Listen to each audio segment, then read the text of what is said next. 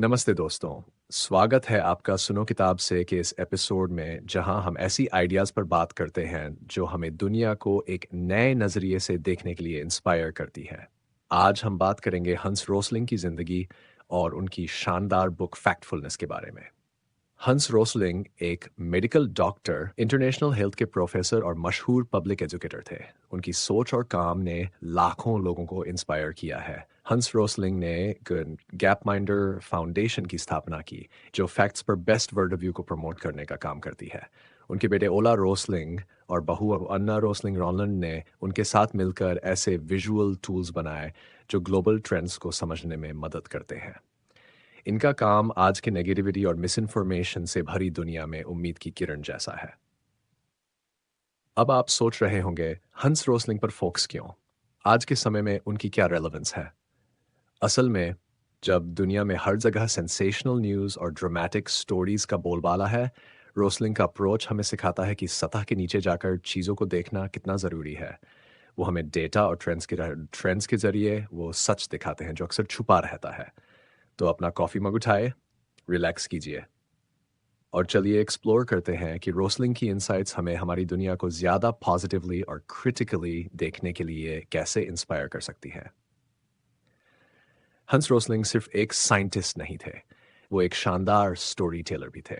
उनका complex data को relatable और इंटरेस्टिंग तरीके से प्रेजेंट करने का अंदाज अनोखा था। उनके टेड टॉक्स को 35 मिलियन से भी ज़्यादा बार देखा गया है। इससे वो हमारे समय के सबसे इन्फ्लुएंशियल पब्लिक एजुकेटर्स में से एक बन गए। लेकिन फैक्टफुलनेस का मतलब क्या है? सीधे शब्दों में कहें तो फैक्टफुलनेस का मतलब है ये समझना कि दुनिया उतनी बुरी नहीं है जितनी वो अक्सर लगती है। ये हमें फैक्ट्स पर बेस्ट एक क्लियर वर्ल्ड व्यू अपनाने के लिए प्रोत्साहित करती है, बजाय कि हमारी इंस्टिंक्ट्स या सेंसेशनल न्यूज़ पर भरोसा करने के। ज़रा रुककर सोचिए, अक्सर जो मिसकंसेप्शंस हमारी जजमेंट को क्लाउड करते हैं, वो कहाँ से आते हैं? कई लोग सोचते हैं कि दुनिया बस दो हिस्सों में बनती है, रिच और पुअर। ये बाइनरी माइंडसेट हमारी अंडरस्टैंडिंग को डिस्टॉर्ट कर देती है।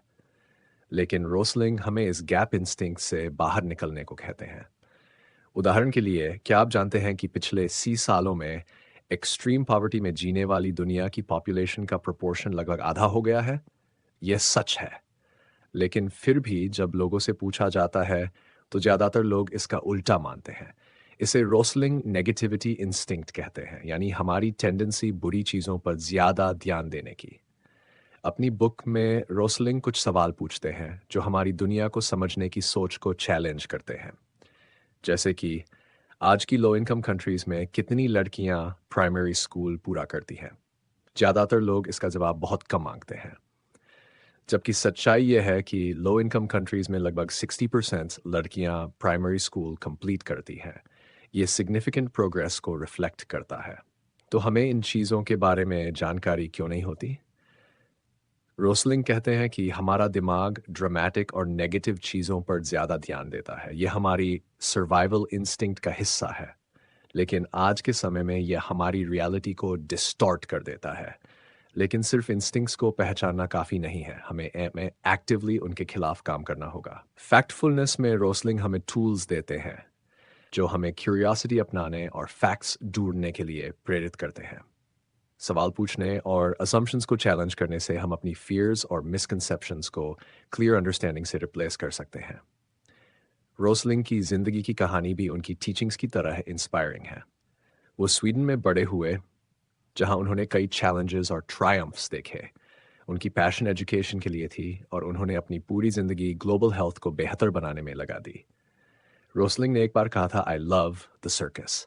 उन्हें सर्कस की अमेजमेंट और वंडर बहुत पसंद थी और इसी तरह उन्होंने अपने लेक्चर्स में भी वंडर और एक्साइटमेंट भरा। अपने प्रेजेंटेशंस के एंड में स्वॉर्ड स्वॉलोइंग एक्ट करके वो ये दिखाते थे कि इम्पॉसिबल भी पॉसिबल हो सकता है। जैसे ही हम इस डिस्कशन को रैप अप करते हैं, चलिए रोसलिंग के लेसन्स पर रिफ्लेक्ट करते हैं। हम एक ऐसी दुनिया में रहते हैं जहां चैलेंजेस हैं, लेकिन हमें उस प्रोग्रेस को भूलना नहीं चाहिए जो अब तक हुई है। तो दोस्तों, जैसे आप अपना दिन बिताएंगे, रोसलिंग के वर्ड्स को याद रखें। फैक्ट्स को खोजें, नेगेटिविटी इंस्टिंक्ट को चैलेंज करें और उस प्रोग्रेस को पहचानें जो धीरे धीरे हो रही है। आज के लिए बस इतना ही। धन्यवाद मुझे ज्वाइन करने के लिए। अगली बार तक एक्सप्लोरिंग करते रहिए, सवाल पूछते रहिए और नॉलेज की पावर पर विश्वास करते रहिए।